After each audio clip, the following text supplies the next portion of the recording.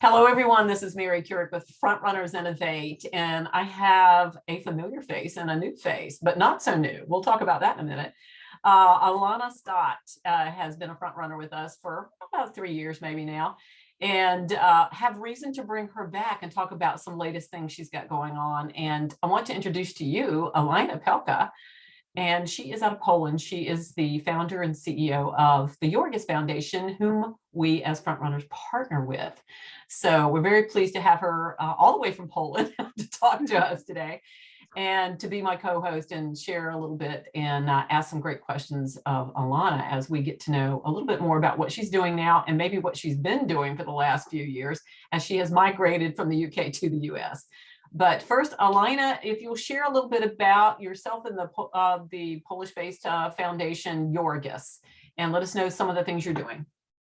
Yes, thank you very much. And hello, Mary. Hello, Alana. I am very, very excited to be here. Thank you very much for inviting me to be a co-host of this fantastic interview.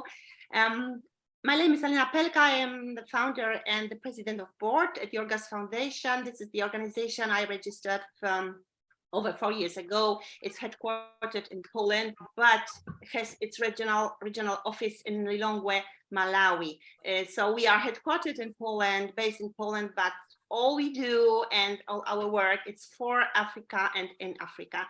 We are focused on saving lives at birth, on improving standards of maternal health in developing countries, tackling period poverty, women and girls empowerment. So everything what we do is just to support the vulnerable women and children.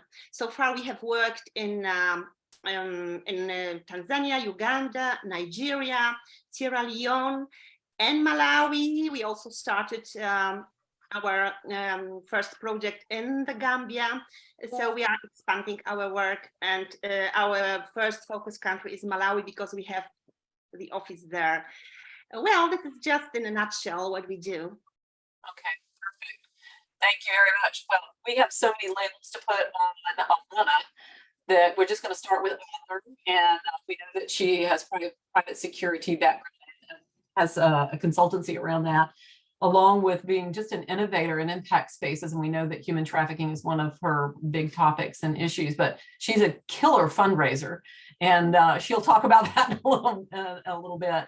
But more hats than I can actually put toward her. So I'm just going to introduce her now and let her talk a little bit about what she's doing right now and maybe the books that she's got out on the market. So Alana, you have the floor.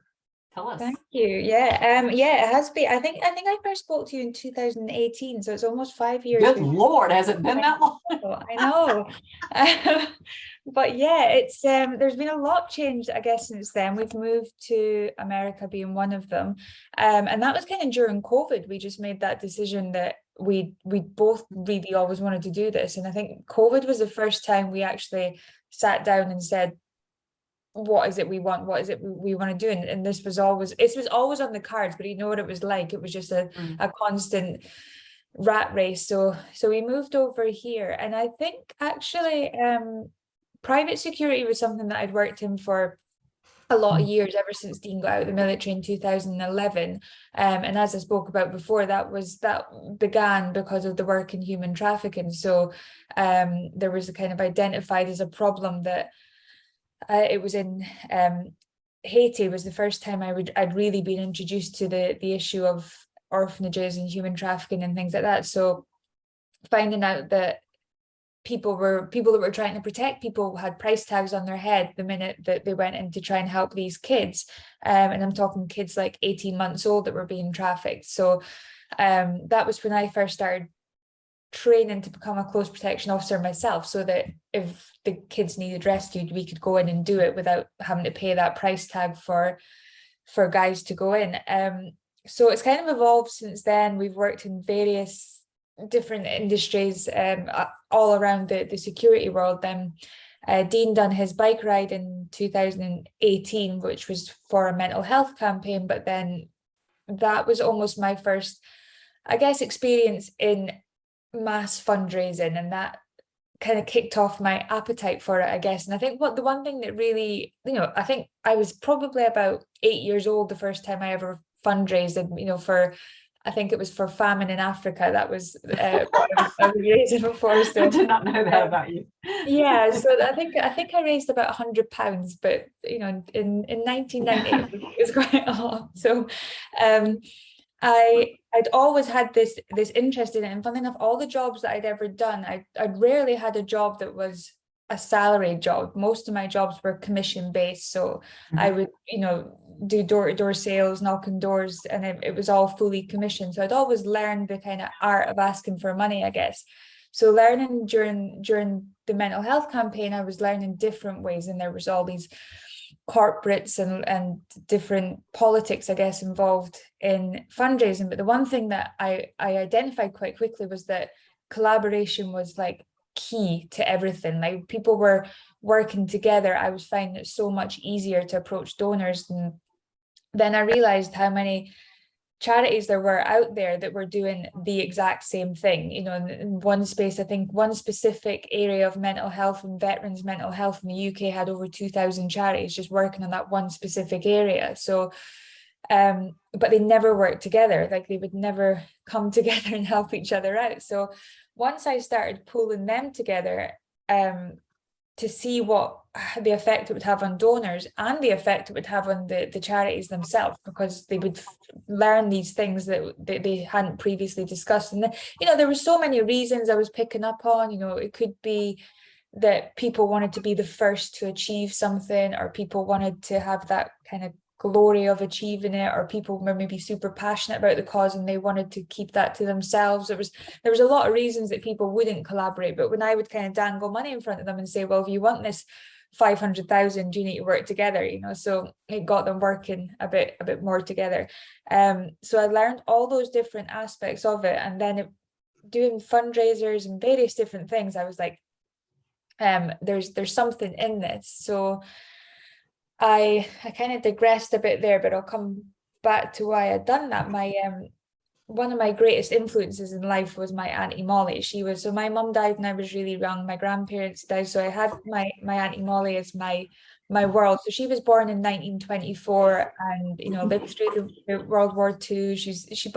She started traveling when she was in 1947. So 2 years after the war ended, I think she went to Malta, was her first little trip, but as a single woman traveling in 1947, it was kind of unheard of that they'd done that. So she stayed single all her life, and she went to a new country every year, just traveling and doing her thing. So I learned so much from her, but things like, she was one of these ladies that if you were on a bus and somebody else needed a seat, she would make sure you got up. She taught you your pleases and thank yous. Everything was about manners and respecting your elders, all these kind of things that she instilled in me. And she was the one who taught me how to help people. Like that was her thing that she gave me, because she died when she was 95, just a month before COVID hit. And even up to the point, I guess maybe a few months before she died, she was still doing like shopping for the old people in her building and things. She was still doing all that.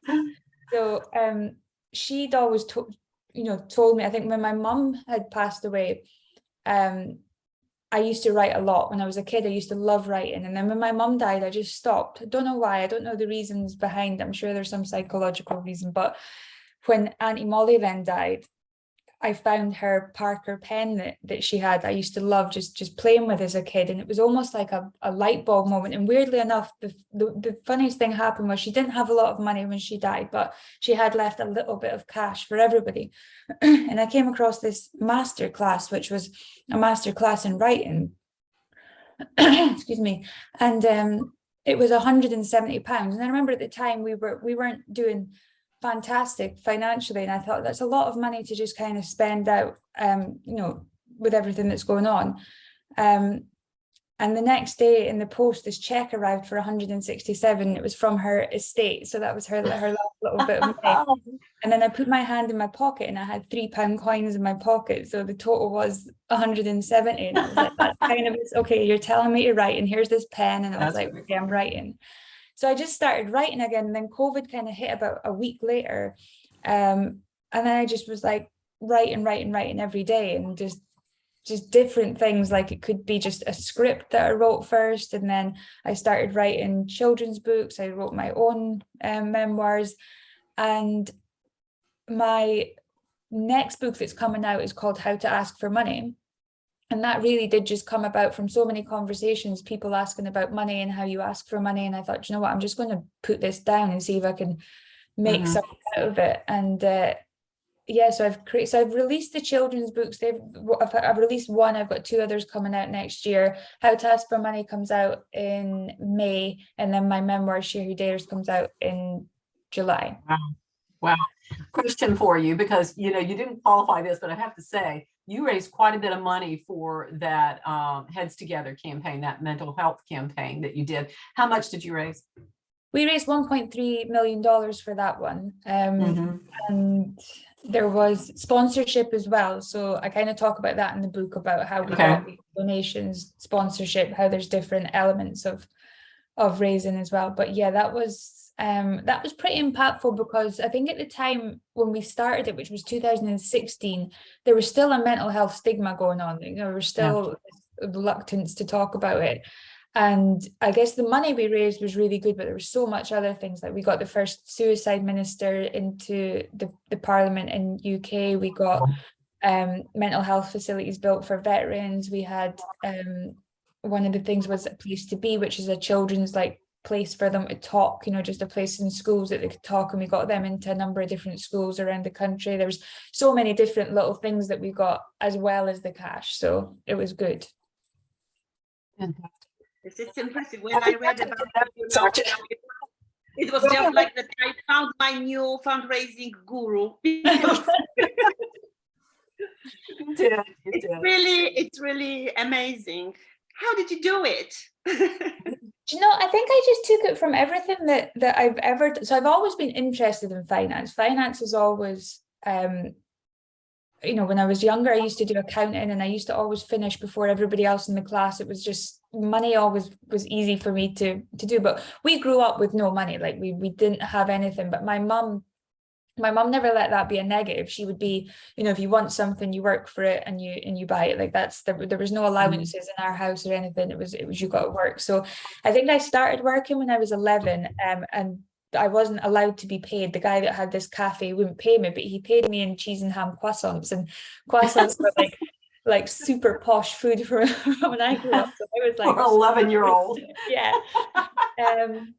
So and then I think I was about 12 when I first started being paid. It was £1.50. I think I got paid on my first job. So then I just kept kind of raising from there, and I would always just learn. Everywhere I went, I would learn every single thing that I was doing so I could move to the next stage. So the fundraising was no different. I met this amazing woman who was that was her job. She was a fundraising consultant, and she kind of shared all this great stuff with me, and then I would just learn from the donors, why were they donating, why were just everyday people on the street that would put that. We had one guy who used to donate £1 every single day throughout the whole campaign.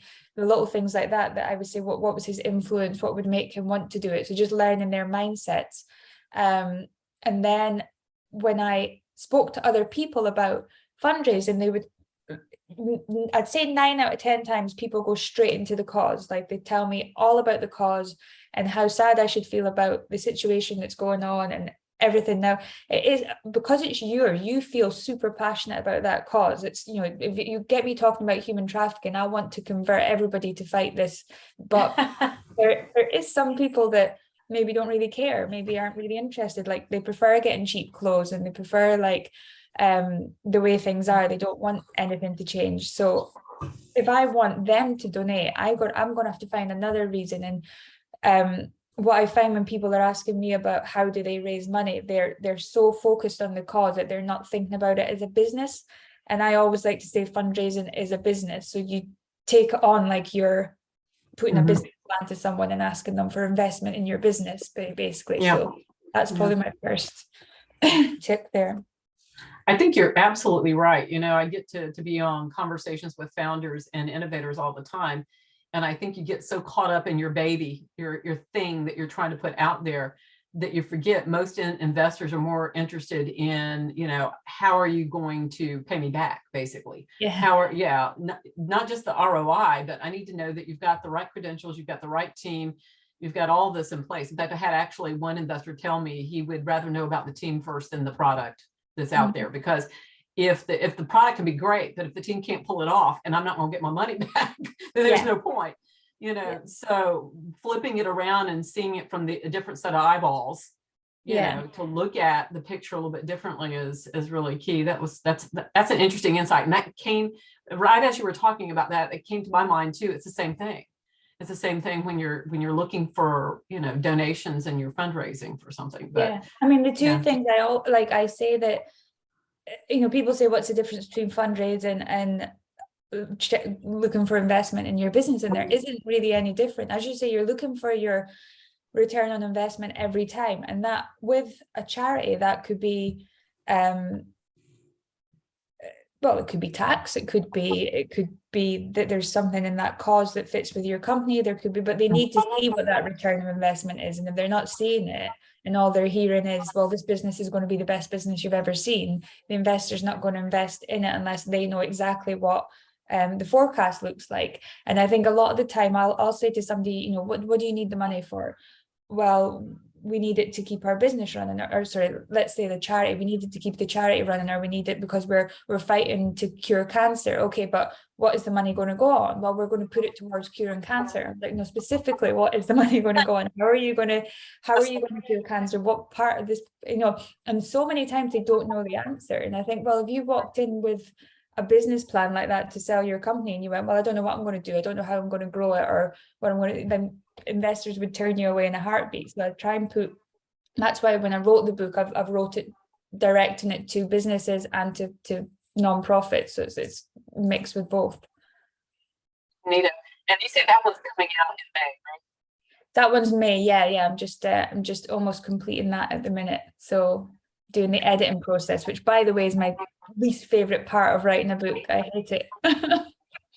Love writing, hate editing, hate editing. Oh, so bad. And stupid me, when I got a traditional contract when I did my book years and years and years ago, and for some reason thought that contract, when they said they were going to put an editor on me, I go, oh, exciting, they'll do the editing. No, they give it back to you all redlined and with instructions on how to edit it.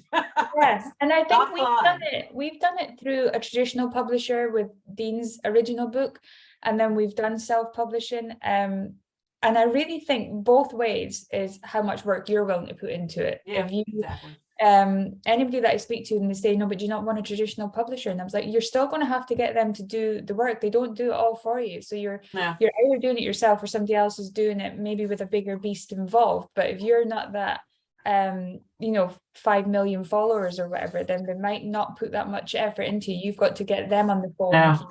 No such thing as advances anymore unless you're Oprah Winfrey. So you're going to have to do this all yourself. Alina, before we kind of move on to some of the other things that Alana is doing, from the standpoint of being an NGO, being a nonprofit that fundraises to do all these magnificent things you do all over Africa, what questions might you have if you were, here you are, you have this opportunity to ask an expert right here. What questions might you have of somebody who has maybe the answers to be able to help you do what you do?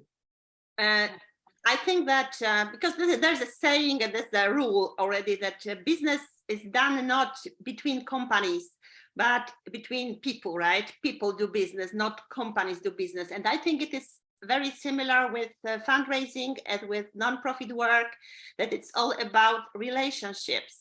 So it's not something that is going on between the company and the NGO or between organizations, but it is all about relationships with of people. So it's even called the relationship fundraising.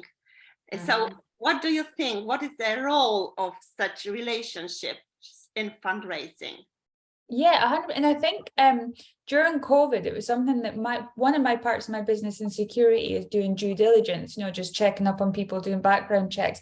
And that went through the roof during COVID. And I think because people couldn't get that energy, Zooms are great, but if you're not in the room with someone and you can't feel their energy and you can't feel what it's like, it really does change people. And I've got one investor that I work with, and he said he'd never done a background check on anybody before. And then all of his business now is done background checks because he can't get that feeling of that initial contact. So I think that 100% you feel a person, and if you're in that room, Zoom's made it a little bit more difficult, but I would say then what I do is then add that due diligence into it, that you're building on that relationship and knowing who your donor is. I'd probably go to on the relationship side of it. One thing that drives me crazy is when somebody's given the money and then that's it. You know, you get that donation and then you never hear from them again. I mean, I've had one donor that I knew that was incredibly generous, used to donate to a fund every year. A new CEO took over this fund and he made his donation and he never even got a thank you letter, not a card, nothing. It was just like, I'll take your money and I'm not going to give you any thanks. And then 12 months later, reapproached him and said, you know, can we have that donation again? And he was like, what? No, you can't, because you've ignored me for the whole year. And that is probably my like rule 101 of not to do, is you must respect your donor, keep that relationship, keep them, you know, show the gratitude, inform them of everything you've got going on, you know, show them value, you know, keep them engaged and keep that. And because then they've got this huge network as well, that you want them to be like, you have to donate to this charity, they're amazing, they're so good, that, you know, the last thing you want is one donor telling 10 other donors, don't touch them, they don't show you any respect, they don't, you know. So those little things, like just like a little personalized letter or a thank you card, or, you know, depending on what the donation is, something, you know, flowers, whatever it might be, but showing that you care about your donor is so important for that future relationship building. Because you have this like, we need to get this motorized boat for the women to get to the hospital, you know, you've got that in your mind, and it's like, right, and once we've got it, that's what we need. But, you know, you're going to need supplies, you're going to need all these other things eventually, and the more this donor's engaged, the more likely they are to help you. Yes, absolutely. Thank you. You know, I think about the big ticket money that you've raised in your, you know, efforts for the last big project that you were working on, and I know there were some big ticket, you know, folks in the room there. What was the biggest donation you got there, and how, since you're talking about treating and relationships, how did you treat that person, and how did you keep that person engaged, or that organization? So, Alana. I had a few. I think the most I was kind of told from I guess the suits of where I was from, was that you had a certain way that you should approach people, a certain way you should dress, a certain way you should act when you're doing these things. The biggest donation I actually received was a friend of mine had arranged a meeting with a woman who I believe it was, it's called Nexus, but it was I can't remember. It's like a telethon thing that they do, where they do like it's not called telethon anymore, but you know, when one day a year all the profits from the company go back to charity. So they do this like one day a year thing. And so I had the opportunity to pitch for £75,000 from this organization, because I think they gave to like 6 different non-profits throughout this one day of giving. So I'd arranged this meeting, we went down, we had this dinner, and it was a lady that was doing the meeting with me, and she said the first thing she said was, when the waitress came over, she's like, do you like wine? And I was like, okay, we can be friends, you know. Yes, I was like, yes, I do like wine. So we ended up sharing some wine together, but it happened to be International Women's Day that day as well, so we ended up just probably not even talking about the fundraising in full. We were just talking about women and about women in business, and just the general setup of what this kind of suits had told me about how to do it. And then we just, you know, I found out a lot more about her, and then she found out about me, and we just built this relationship up. And the end of the meal, she was like, you know, I don't want to like get your hopes up, but I'm pretty positive to say that we're going to choose you. And I was like, great, this is fantastic. And then when I went home, I emailed her and I was like, look, it was great meeting you. And then we had this back and forth for a while. And then I got a message from her saying that one nonprofit is chosen to get double the amount of money. And she says, and I've put you forward. She's like, you know, I just love you. I love the cause. I love this. So she put me forward for that. And then when it went forward, the owner then decided he was going to make it 200,000. So we ended up from what was me pitching for a 75 grand donation ended up being a 200,000, and it was all based on just this conversation and this lunch and this amazing time that we had together. So And wine. Wine. Exactly. Yeah. Well, that you just showed us that, you know, the point that Alina was just making about the relationship part of things, and it's the way that you do everything, and that's the way that I do business too. I don't call it networking; it's relationship development. So that's all it is just creating those genuine relationships and getting to know people. You know? I think people find networking. I mean, asking for money, I find is. It's not a skill, it's something that anybody can learn. And I think that it's a scary thing because it's an unknown. I think fear is just something that's unknown to you. And I think if you can learn as much as you can possibly learn, because I'm a complete introvert. You know, Dean's the extrovert. Dean's the one who's out there. If we're in a room, we're chatting to everybody, and I'm the one kind of sitting in the corner a little bit more. So when it comes to, it's not about being you know, shy or over the top or whatever it might be, what side you sit on. It's just, to me, it's the more knowledge I've got when I'm speaking to someone, the more comfortable I can feel and I can do that conversation. So that's something that I get quite a lot. People say, oh, but you're very confident. I'm really, really not. I'm really not. Like, I like my own space with my own self. Like, I can live with just me. Dean's the sociable one. But I learned how to, I think from working as a bank manager when I was 25, I found it really difficult to get the respect, I guess, when I was in that bank. So I kind of had to, and I'm pretty quiet spoken as well, and I've really tried over the years to be louder, but I just now say you just have to listen because I'm quiet. So, you know, very often the main problem is just asking for money, because from not only my experience but NGO, they just have passion, they have their fantastic projects, they know everything, and they do literally everything without one thing, without that question, without asking, would you like to donate, would you like to support this cause? Sometimes it's really very difficult for people to ask. Yeah, and it's really like, and I've seen it from, you know, every aspect. I could speak to some of the like biggest investment bankers in the world, whatever they might do, and they hate that question. They hate it when it comes to asking for the money. And I say, like, what's the number one reason people give money? Is because they were asked. Like, they have to ask.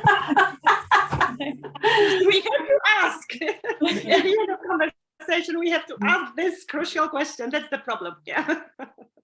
I'd say, even from the standpoint of working with founders, a lot of times I can be on an entire hour-long call. Again, they're talking about their baby, they're talking about their product, and finally at the very end, I'm just saying, I know you're looking for investment. How much? It's just like, it's so hard to get that out. And it's like the 5 million, maybe? I'm like, that's not, you're like saying that like a question. You need to tell me what you're, surely and you have a I pitch see deck. it, you know. I started managing Dean. Dean's had other managers, and there's been like, I've literally sat in a call for 2 hours waiting for them to do the, come on, then close it. I probably, Dean could probably tell you now, I think my average call with his sponsors are maybe, I think 10 minutes is the smallest one, and that was get on the phone, tell me what you want from Dean, I tell you what Dean needs for this, are you happy with it? Yeah, cool, close. Maybe 10-20 minutes is my average. Okay, you are hireable. I'm telling you, you are hireable for that, for sure. Before we kind of finish up a little bit, I want to hear about the children's books and what you're doing with that, how many languages that's going to be in, and you know, just kind of give us a rundown on some of that work that you're doing. Yeah, so I guess I started writing them. It was more as a bit, I think Dean had actually said that, like, I'd read a book from a friend of ours, and I was like, yeah, it was good, and he was like, well, could you do better? And I was like, yeah, I think so. So I kind of wrote down, just in about an hour, I kind of wrote the wording, or the way of, so my first book's called Live Your Own Way, and it's just really about Molly, this little girl who wants to do all these things, but her friends keep telling her that it's either too dangerous or that she shouldn't be doing it, and that all these kind of things. And then she's kind of listening to them and not enjoying her life because she's listening to other people's limits and their limitations on themselves. So eventually she goes back and she does all these things and realizes that they can have their limits, but she doesn't need to set her limits because of them. So that was the first one. And then the second one is me and my friends play. And I think it was, to be honest, it was from coming to the US and seeing this like crazy division of people. Like, you know, my daughter went to a preschool in Aberdeen, and Aberdeen's like the oil and gas capital of Europe. And there's so many cultures in Aberdeen, but it wasn't always like that. It was, you know, it was very just Scottish white people that lived in that town up till oil struck in like the 60s, I think it was. So like my Auntie Molly, you know, she'd never seen anything other than a white person before before she in her area. So she, you know, didn't know how to, but it was kind of embraced. There was never any like, you shouldn't be here, go home. It was always really quite interesting to see the different cultures coming in. And so when Molly went to preschool, her little group of people were, one was from Poland, one was from Nigeria, one was from Saudi Arabia, one was from France, one was from Portugal, and they all spoke their little languages as well. And I used to love sitting watching them play and doing all these conversations. So I came here and it was all this very much like division, and it was horrible seeing it. So I said, like, there was five top immigration to the US. So I took each one of those cultures and again put Molly in with this group, and then they basically just travel around each of the countries from each of the top five immigration, and we learn a bit about each other's cultures and how we can all you know, the foods and the areas, and it's quite fun to see. And that's probably, actually I was just saying to Dean, that's probably my favorite because the colors of the book are amazing. There's so much different colors and vibrancy in the book. And then the final one was called Who to Help Today, and that was just, I was talking to somebody about, my daughter was talking about how she can help people, because we were doing like, you know, you get $1 for every time you help someone, and she was like, how do you find ways to help people? And I was like, there's ways to help people around you every day. If you just look, you'll always see somebody that needs help. So I decided to write that book that, again, she's kind of skipping through the fields one day. She spots one person who's dropped her shopping, and another person who looks sad, and another person who looks hungry. And like we go through how like you can find different ways to help people every day. So those are the 3 books that I've started with. That's amazing. I'm writing down a name. You know how that works with me once you're talking. So they're coming out in English first, but do you expect that they'll be in other languages? Well, so my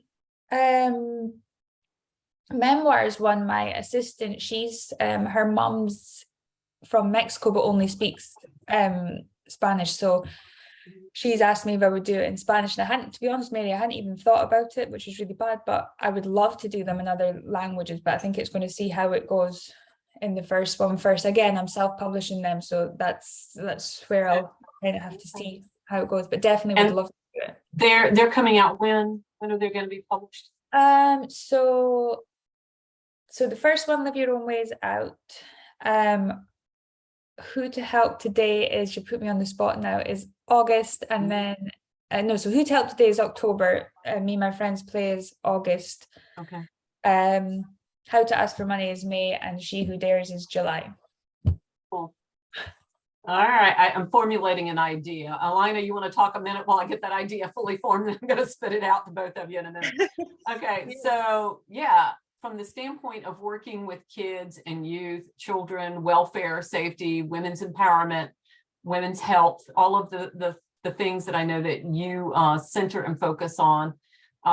Any questions from someone like Alana, who is very global and looks after welfare and knows how to protect, but also is interested in empowering? Because all the books that you just mentioned, Alana, they're all empowering. And so I think that, you know, I can see interesting possibilities with that needs to get more broadly seen. But Alina, any thoughts? as she moves these out? I was just thinking about Poland and the chances to translate books to Polish. So yes, I'm ready. There you go. So now we can get them. My background is Polish, Polish philology. So Okay. yeah. Well, I have a no, thought. but it would be something nice for sure. Yeah. To have you in our Polish bookshops. So, Alina, other partnerships that you have around, I know you mentioned different countries that you are involved in and working in. Do you have any particular partnerships around the globe, that whether it be in education or they be in healthcare, anything like that? You talking to me? Nope, I'm talking to Alina. Okay. Yeah. I'm coming Oh back my to you. goodness, yes, I think that everything Alana is doing is very interesting, and it's somehow it's related to our work, because even human trafficking, which is not maybe which was not our main focus area, but just nowadays we are getting involved in anti-human trafficking programs in Malawi, right? So because it is so complex that anything you try to do for women and for children, you just have to touch different problems and different areas of work. So well, if there is anything we can do, whether it's in Malawi or anywhere else, we are really ready to collaborate and just to learn from you, because your experience is really great, and I would like to learn as much as possible from your experience and from your work that is so inspiring.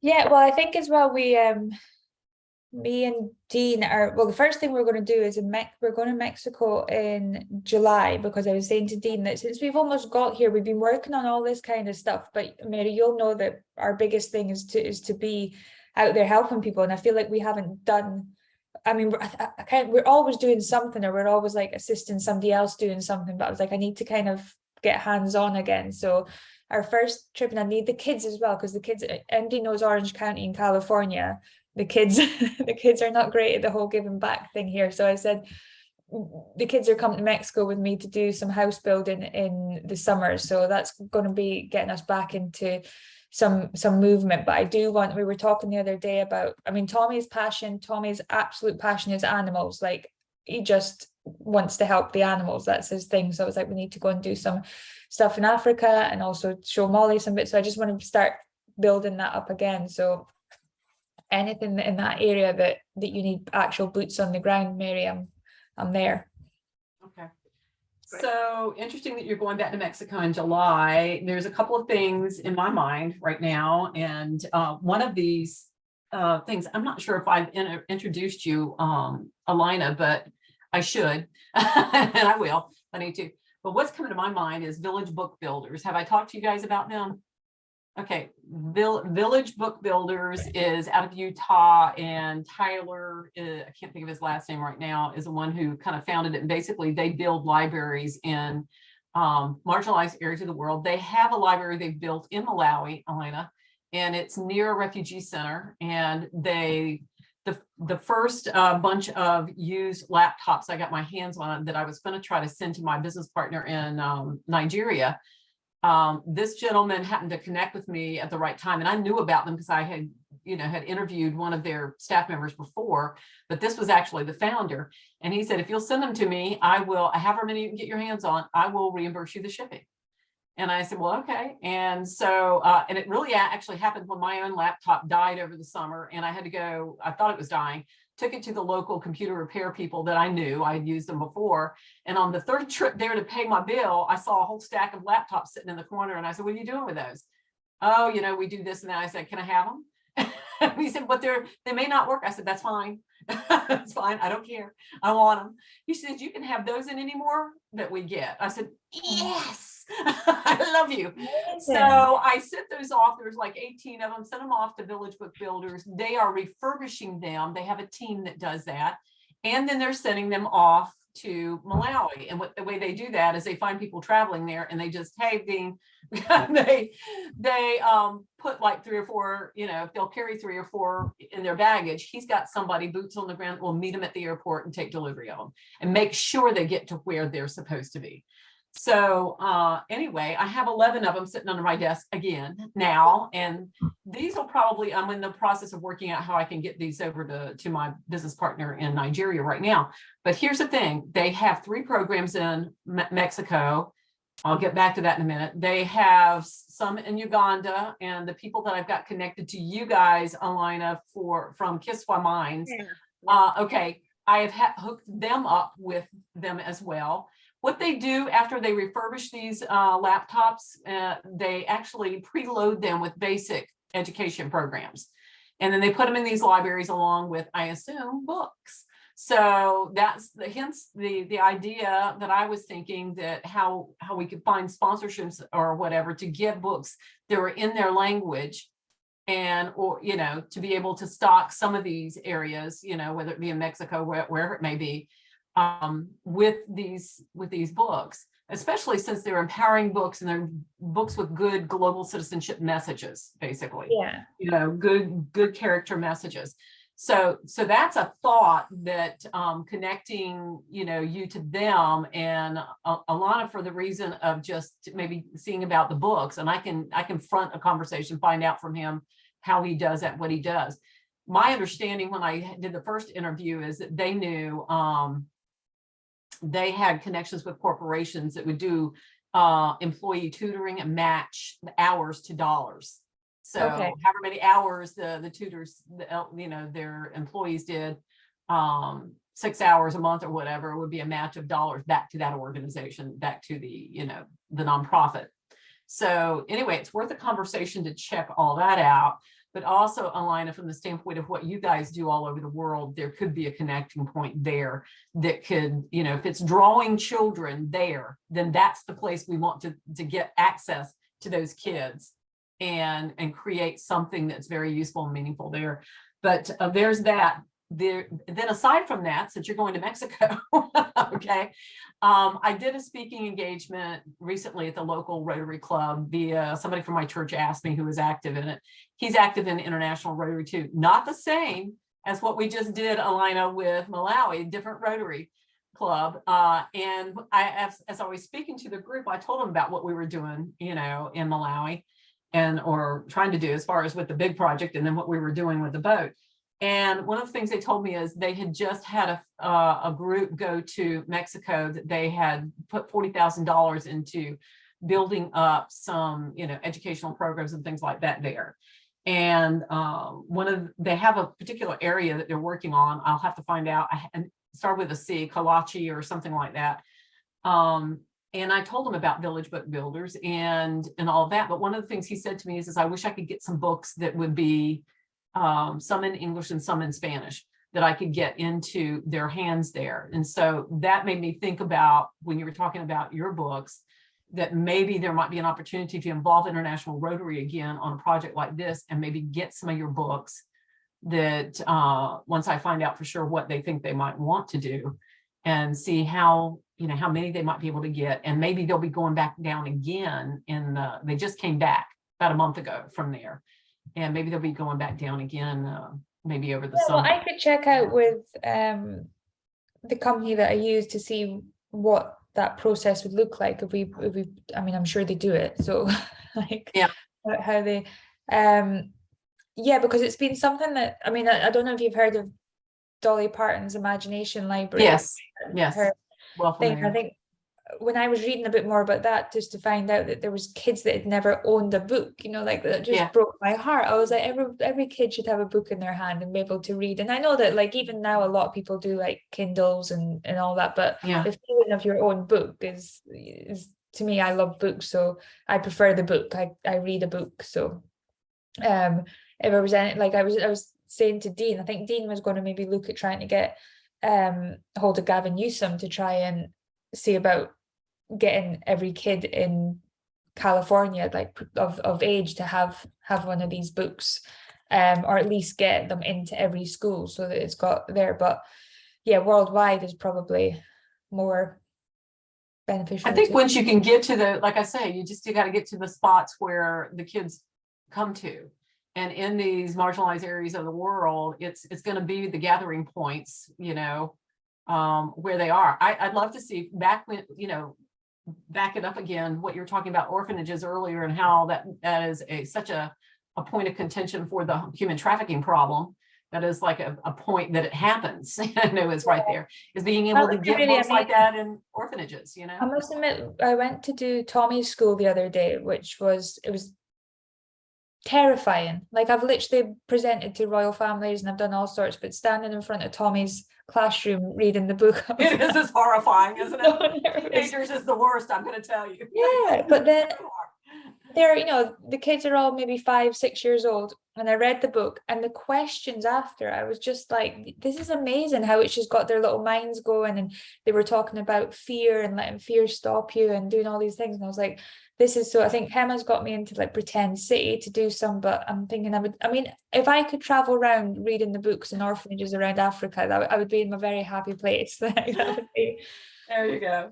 Well, there's lots that I could see could happen with it all. And that's just the tip of the iceberg with you. We know that. And of course, there's the fundraising book that I think is going to help a lot of people. And I think we need to get one in Alina's hands for sure, as soon as you have it.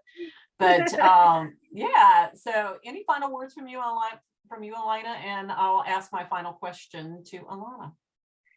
Oh my God, maybe I'll just repeat once again what I said. It's really inspiring, and thank you very much for inviting me, because I really wanted to get to know you, Alana, and to learn from you. And I am convinced that we have so much in common. I mean, in terms of nonprofit work, and I do believe we can join our hands, whether it's in Malawi or anywhere else, for children and for women, because they are the weakest members of each community. And thank you very much. Thanks. Thank you. Might be weakest, but most important. That's what I'll say. I think I'll argue about the weakest, but it depends what you're talking about. But no, maybe not the weakest. It is a matter of my English. Wonderful. Yes. Maybe I used the wrong Needs word. the most help, Most perhaps. vulnerable or most suffering. This is what I mean. This is what I mean. Oftentimes most victimized. Women are incredibly strong. Women are incredibly strong. Yeah, I think we've had years and years and years of you know, generations upon generations of women being told that they're not as good as the men or whatever, and I think the men as well being told the exact same thing, that women are weak. And I think that's the kind of breaking that, and it's going to take a lot of time, and I think you know, proving it. I think that's something that I'm saying to Molly, is like, don't bang the drum or burn your bra or do anything like that. Go out there and prove who you are and what they need, because let's face it, they can't exist without us. So True that. All right, girl. So where are you headed for the rest of this year? Going out and reading books and selling books, probably, pretty much. Anything exciting that you see coming? I've got some good speaking stuff booked in this year. I've got to go to the UK to pick up my MBE in July, so I think that's the King that's presenting me with that one, so that's going to be quite exciting for Molly's really excited about it, and that was, you know, for work with vulnerable women, so I think that was you know, a moment for me and Molly, I think. And then we're going to explain to everybody what that is, because I don't know that everybody understands that. So every year the Queen and now the King gives awards to people for their contribution to society, I guess. So this one's called an MBE, so it's the Most Excellent Order of the British Empire. So you're a member of the Most Excellent Order of the British Empire. So it's just an award from the King to say thank you, I guess, and then you get a little medal, and then you get to use the letters after your name and all that. So I received that in the New Year's Honours List, which is his first one. And then so we've got to go back to the UK to get that. And then that's the summer. That is exciting. Yeah. When does that happen? 4th of July actually is that one. So I thought, I wonder if I could like get it and then fly straight back and see the fireworks and I could pretend it's for me. Somehow I think there'll be fireworks where you're at. That is very exciting. So we want pictures, we want video, we want all that when you get it. But yeah. So who do you need to meet to help you move forward with what you're doing right now? I think so. I think the how to ask for money thing is something that I want to get into more people's hands once it's released. I'm ready. That one, the children's books to me are going to almost like be like a constant turnover of how we evolve it and what we do. But I think with how to ask for money, that's almost going to be where my business side, I guess, is going to be, and that's where I'll start promoting myself as more of a consultant in the fundraising area, and often that comes with a whole new set of regulations. But I guess that's where I'm going to be going. So I'm going to be, and I've also just gone on the board of another human trafficking project as well. So there's a fundraising event in June for that. That's the ZF project. So that's combining tactical training with the give back on that is going to be safe houses for human trafficking, which is something I started in the UK, and then we're now doing it here in Texas. So it's going to be I'm excited to work with them. But again, I haven't gone into like setting up anything on my own. I don't want to set up anything on my own anymore. I just want to help other people go in, problem solve, move on to the next thing. That's all. Perfect. Well, thank you, ladies. This has been wonderful. It's been enlightening. It always is fun connecting with both of you separately. So now I get you both on one screen. This is terrific. So thank you. Thank you all. And if you'll stay with me for a second, I'm just going to say goodbye to everybody else. If you're watching this on YouTube, go to www.frontrunnersinnovate.com where you'll get this interview. And maybe she'll share, the covers of her books, and maybe links about how to get them and that kind of thing. And also Alina will have the Yorghas Foundation's link and whatever pictures and wonderful information you want to share about that. So we got it all going on, and I say thank you, guys. Mary, thank you so much as always. You're amazing. Thank you, ladies. Thank you very much.